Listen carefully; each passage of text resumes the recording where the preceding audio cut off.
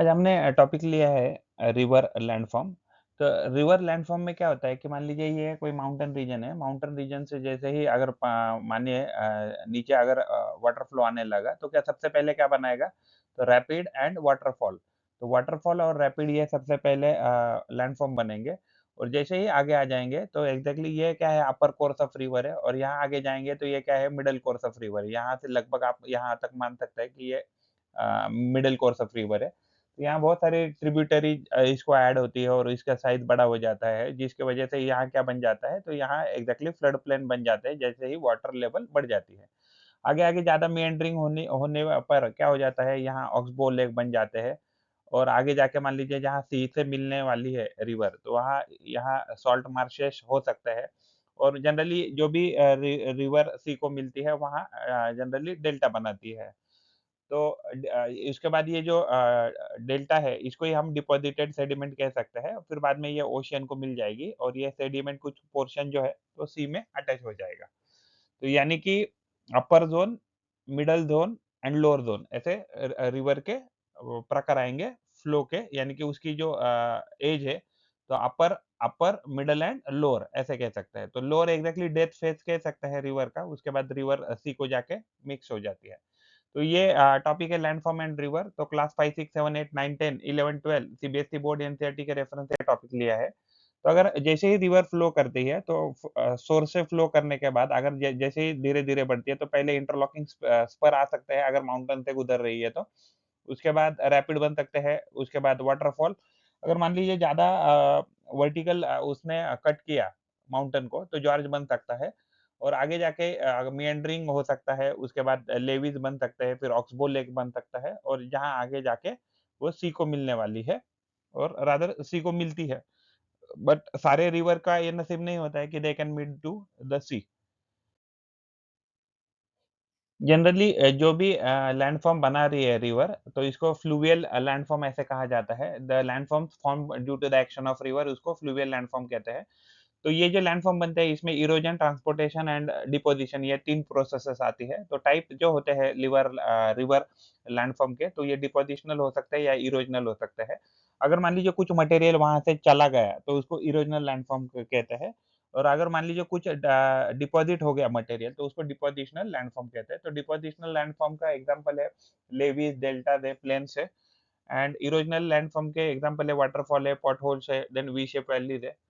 जो अपर कोर्स होता है रिवर का जनरली, तो वहाँ से वर्टिकल इरोजन होता है और वहाँ का जो रिवर चैनल होता है वो नैरो होता है और वहाँ जनरली वर्टिकल इरोजन से लैंडफॉर्म बनते हैं।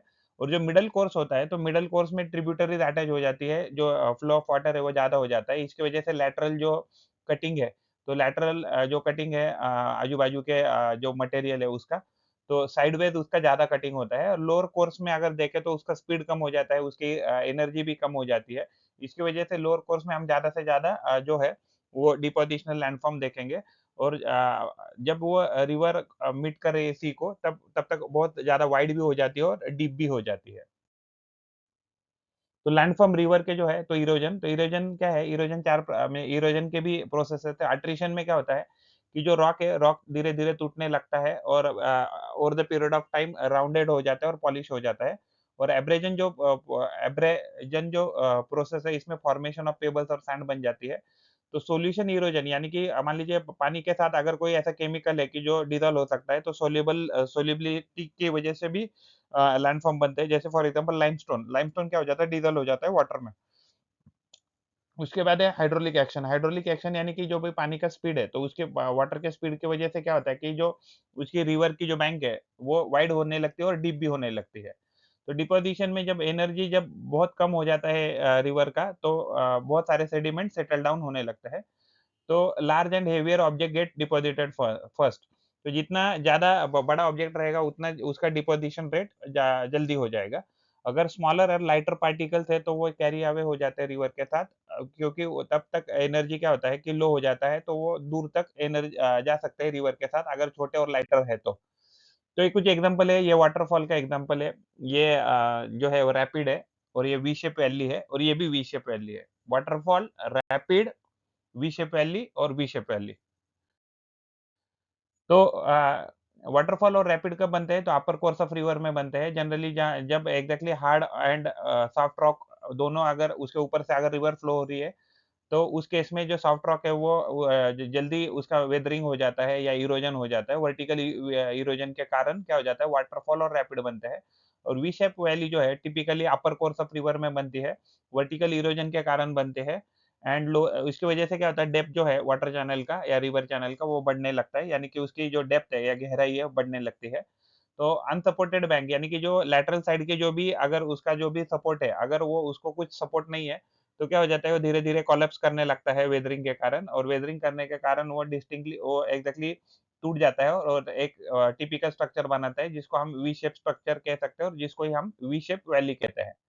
तो ये एलुवियल फैन का फ़ोटो है। तो एलुवियल फैन में क्या होता है कि माउंटेन से जभी भी रिवर एक हाइट से नीचे गिर जाती है, तो उस टाइम पे क्या होता है कि फुटहिल पे बहुत सारा सेडिमेंट जमा करती है और ये कैसा सेमी सर्कुलर टाइप दिख रहा है, तो इसको एलुवियल फैन कहते हैं। और यहाँ से अगर मान लीजिए छोटे-छोटे वाटर चैनल निकल रहे हैं, तो इसको ब्रेडेड स्ट्रीम ऐसे कहते हैं। और यहाँ का जो भी एरिया है, इसको प्लेन ऐसा कहते हैं।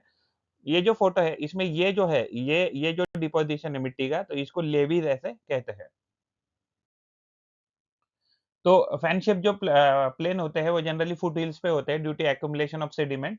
तो ये जनरली सेमी सर्कुलर होते हैं और इनका स्लोप यानी कि उनकी थोड़ी हाइट भी हो जाती है और इनको जेंटल स्लोप आ जाता है। उनके जो डायमीटर होते हैं जो फैन्स के एलुवियल फैन के वो जनरली फ्यू किलोमीटर से लेके सेवरल 100 किलोमीटर तक हो सकते हैं। फिर लेवीज क्या है? तो levees are nothing but a narrow belt of ridges formed on the deposition of sediment on the either side of the river bank. तो रिवर बैंक के बाजू में अगर मिट्टी अगर जमा हो रही है या मटेरियल जमा हो रहा है, तो उसको ही हम क्या कहते हैं, लेवीज कहते हैं। तो ये जनरली जो फ्लड पीरियड होता है, तो उसमें बन जाते हैं। तो इसकी वजह से क्या होता है, नेचुरली लिमिट करते हैं वाटर के फ्लो को बाहर जाने से। लेकिन अगर फ्लड के कारण ये क्या होता है जनरली इसके ऊपर से पानी फ्लो हो जाता है और नया नए जो लेवीज है या नए बैंक है वो क्रिएट हो जाते हैं।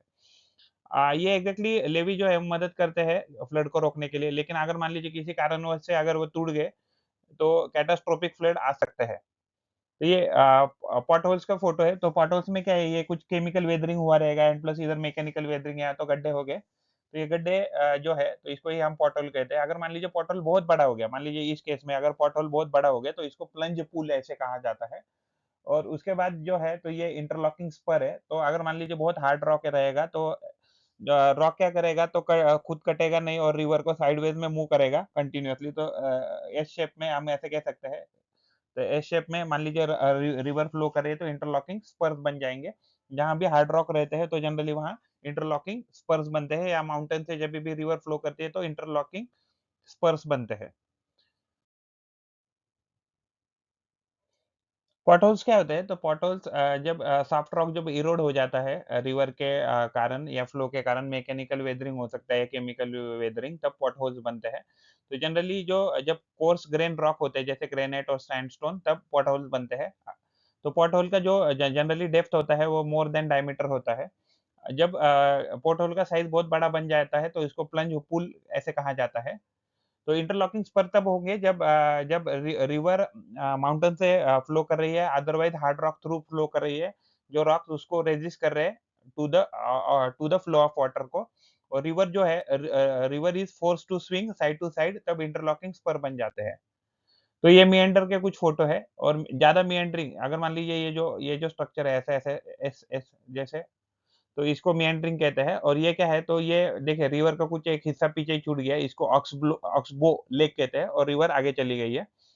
और ये जो है, ये जो पोर्शन है, तो ये क्या है, फ्लड प्लेन कह सकते हैं या इसको प्लेन कह सकते हैं, इसको भी प्लेन कह सकते हैं, इसको भी प्लेन कह सकते हैं और इसको भी प्लेन कह सकते हैं। तो रिवर ने क्या किया है, यहाँ बहुत सारा डिपॉजिट कर दिया है। जभी भी मान लीजिए फ्लड वगैरह आए रहेंगे तभी। तो मिएंडर एंड ऑक्सबो लेक कब बनती है? जब prevalent in the middle course of river, तो ये हमें मिडल कोर्स ऑफ रिवर में देखने को मिलता है। मिएंडर क्या होता है?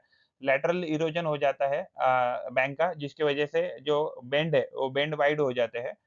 ऑक्सबो लेक कब बनता है? जब मिएंडर बिकम्स टू लार्ज, मिएंडर इतना ज्यादा बड़ा हो गया कि सेगमेंट ऑफ रिवर जो है वो पीछे ही छूट जाता है, तब क्या बनते हैं? तो ऑक्सबो लेक बन जाते हैं।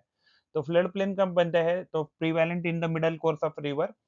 तो ये जब रिवर बहुत बड़ी हो जाती है, उसमें बहुत ज़्यादा पानी का वॉल्यूम हो जाता है, और जब फ्लड हो जाता है तो either side of the river वो जमा हो जाता है फ्लड, तो उससे फ्लड प्लेन बनते हैं। तो during the period of higher water level the flood plains get submerge. तो जब भी बहुत ज़्यादा मान लीजिए फ्लड आ गया, तो ये फ्लड प्लेन क्या होते हैं, जनरली सबमर्ज हो जाते हैं पानी के नीचे। तो ये कुछ डेल्टा का फ़ोटो है। तो ये जो बाजू में जो भी जमा हो रहा है, तो ये सब डिपॉज़िट या सेडिमेंट कह सकते हैं, और ये जो रिवर है, ये रिवर का फ़ोटो, ये रिवर की इमेज है। और यहाँ भी अगर देखें तो ये एग्ज़ैक्टली सी है, और ये एस्चुरीज़ जो है, तो एस्चुरीज़ का ये फ़ोटो है। और ये जो है मड फ्लैट कह सकते हैं, तो या मड डिपॉज़िट भी कह सकते हैं, और एक साइड में ओशन रहेगा। ये रिवर है, और इस साइड में मान लीजिए ओशियन है, और इस साइड में जो भी डिपॉज़िट है, ये डेल्टा का फ़ोटो है। डेल्टास, तो डेल्टास क्या होते हैं, typically lower course of river, जहाँ एग्जैक्टली रिवर कहाँ है, तो उसके डेड एंड पे है, और वो सी को जाके मिलने वाली है, तो डेल्टास फॉर्म हो जाते हैं। It is generally found at the mouth of the river.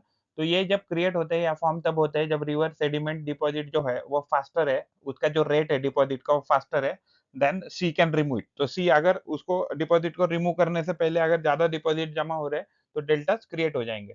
तो एस्चुरीज क्या है कि जब भी रिवर मिल जाती है सी को, तो the areas where river meet sea, तो उस रीजन में एस्चुरीज बनती है। तो this region are influence by the tide. तो ये टाइड की वजह से भी इनका जो रीजन है या एरिया है वो कम या ज्यादा हो सकता है। And it contain mix of fresh water as well as salt water. तो इस रीजन में हम जनरली मड फ्लैट भी देख सकते हैं। एंड ये often mud flats are often present in the estuarine environment. जो जहाँ भी एस्चुरी रहेगी वहाँ हम मड फ्लैट देख सकते हैं। If you like the effort and information, then please like the video and subscribe the channel and provide your valuable comment in the comment box or WhatsApp number 8055638591। Thanks for watching। Thank you।